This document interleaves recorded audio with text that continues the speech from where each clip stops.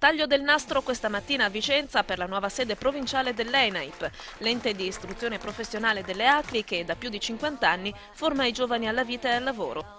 Un'inaugurazione davvero partecipata con imprenditori, politici e tanti volti noti, ex allievi dei corsi, a sottolineare il legame decennale dell'ente con la gente e il tessuto culturale, sociale ed economico della città berica. Qui abbiamo 16.000 ragazzi in Veneto che grazie alla Regione, perché la Regione che paga la formazione professionale, hanno l'opportunità di assolvere il diritto-dovere dentro un progetto educativo che mette al centro la persona, i suoi talenti, le aspettative, ma che guarda con grande interesse e con grande vicinanza al mondo del lavoro. Il progetto è strategico perché l'ENAIP articolerà sul territorio il progetto educativo più generale delle ACLI, che è quello innanzitutto di formare cittadini consapevoli per affrontare le sfide di un domani già da oggi. L'edificio sono 2000 metri quadrati, ospitiamo in questo momento 280 ragazzi su 15 corsi, andranno a regime il prossimo anno scolastico e mettendo a regime la struttura andiamo a 330 allievi. Questo sarà il numero massimo che raggiungeremo a regime il prossimo anno scolastico 2009-2010.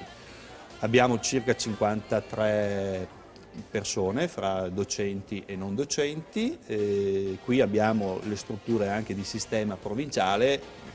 E come potete vedere dal corso di cucina, la nuova sede ENAIP è già in fortissima attività, un posto di frontiera in cui il profumo di lavoro è davvero vicino. Credo che la formazione potrà dare un aiuto a uscire sicuramente dalla crisi.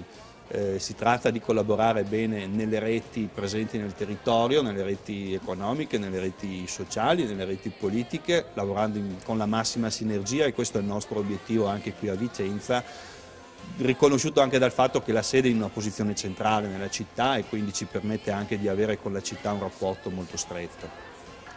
E noi mettiamo subito all'opera, li sperimentiamo subito i ragazzi, gli studenti dell'ENAIP, grazie all'insegnante Doretta siamo nel corso di acconciatura, terzo anno di acconciatura, ultimo anno. Bellissimo, ci mettiamo in gioco anche noi, vediamo.